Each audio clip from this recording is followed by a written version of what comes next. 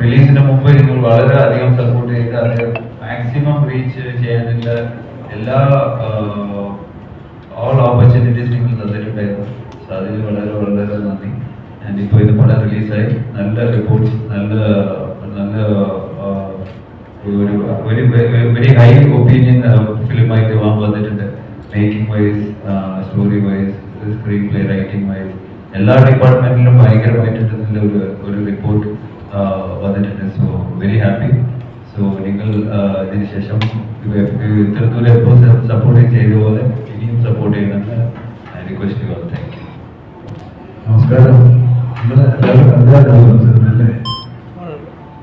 അല്ല, ഞാൻ സിനിമ ഫുള്ളായിട്ട് കാണുന്നു. അത് വർക്ക് ചെയ്തെങ്കിലും ശരിക്കും ഇതിൻ്റെ കഥയൊന്നും ശരിക്കും എനിക്ക് അറിയില്ല. ഇന്ന് പറഞ്ഞു ഒരു ഗംഭീര സിനിമയായിട്ടാണ് എനിക്ക് തോന്നിയത്. ഒരു സിനിമ കാണുമ്പോൾ ചില പറയും നല്ല സ്ക്രിപ്റ്റാണ്, നല്ല മ്യൂസിക്കാണ്, ക്യാമറ ഗംഭീരാണ്, അങ്ങനെ ഓരോന്നിനെ പറ്റി പറയും. ഈ സിനിമ എനിക്ക് തോന്നുന്നത് നല്ലൊരു സിനിമയാണ്. അതിനകത്ത് എല്ലാം നന്നായിരിക്കുന്നു. അതിനകത്ത് ഒരു തോന്നലാണ് എനിക്കുള്ളത്.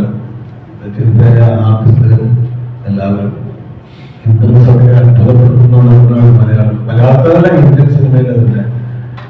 ഞാൻ പണ്ട് പറഞ്ഞിട്ടുണ്ട്, ഈ പണ്ടൊക്കെ നമ്മുടെ സങ്കല്പത്തിൽ ഒരു നടൻ എന്ന് പറയുന്നത് പ്രത്യേകിച്ച് സിനിമയിൽ സുന്ദരനായിരിക്കണം, എത്രയടി പൊക്കം വേണം, ഇന്ന് നിറമുണ്ടായിരിക്കണം, ശബ്ദഗാംഭീര്യം വേണം, അങ്ങനെ പല പല ഗുണങ്ങളുള്ള സർഗുണസമ്പന്നനായിട്ടുള്ള ഒരു കഥാനായകനാണ് നമ്മുടെ മനസ്സിലുണ്ടായത്.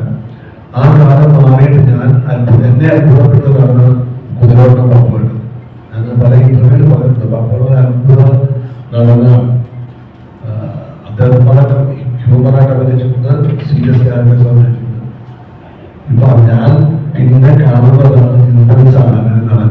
അത് മലയാളത്തിന്റെ ഭാഗ്യമാണ് ഇന്ദ്രൻസ്. ഈ സിനിമയിൽ എനിക്ക് ഭയങ്കരമായി ഇഷ്ടപ്പെട്ടു. ഒരിക്കലും പ്രതീക്ഷിക്കുന്നില്ല ഇന്ദ്രൻസ് എങ്ങനെ ഒരു ക്യാരക്ടർ.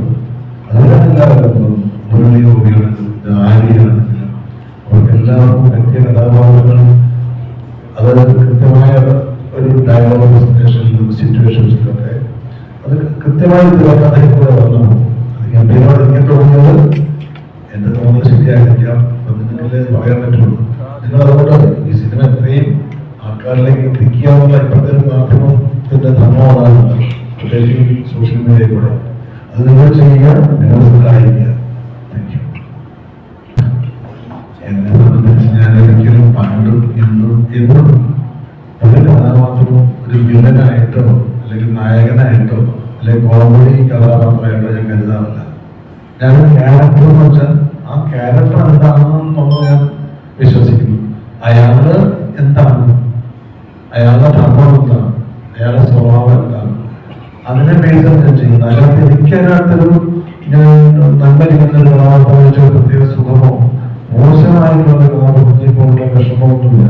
ഞാനൊരു നല്ല ക്യാരക്ടർ ചെയ്യുമ്പോഴുള്ള സന്തോഷമാണ് എനിക്കുള്ളത്.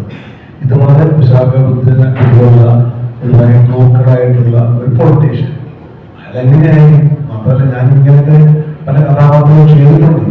അതിനൊക്കെ വ്യത്യസ്തമാക്കാൻ ഇത് എങ്ങനെ വ്യത്യസ്തമാക്കണം? ഞാനൊരു ഈ ക്യാൻവാസ് അല്ലേ, ഈ ക്യാൻവാസിന് എന്തൊക്കെ മാറ്റം വരുത്താൻ പറ്റും? എന്റെ കയ്യും കാലും എന്റെ മുഖമൊക്കെ തന്നെയല്ലേ. പിന്നെ മാക്സിമം ഞാൻ ശ്രമിച്ചിട്ടുണ്ട്. അത് എത്രമാത്രം ഉണ്ടെന്നുള്ളത് നിങ്ങളോട് വിലയിരുത്തുക. ഞാൻ കഥാപാത്രങ്ങളെ കാണുന്നതല്ല, വില്ലനായിട്ടോ നായകനായിട്ടോ കോമഡിയായിട്ടോ. പക്ഷെ ക്യാരക്ടർ അതെന്താ, അയാൾ എങ്ങനെയാണ്, അയാൾ അങ്ങനെയായിരിക്കും, എങ്ങനെയായിരിക്കും, അതാണ് ഞാൻ ആലോചിക്കുന്നത്. ഞാൻ അങ്ങനെയാണ് പ്രവർത്തിക്കാൻ ശ്രമിക്കുന്നത്.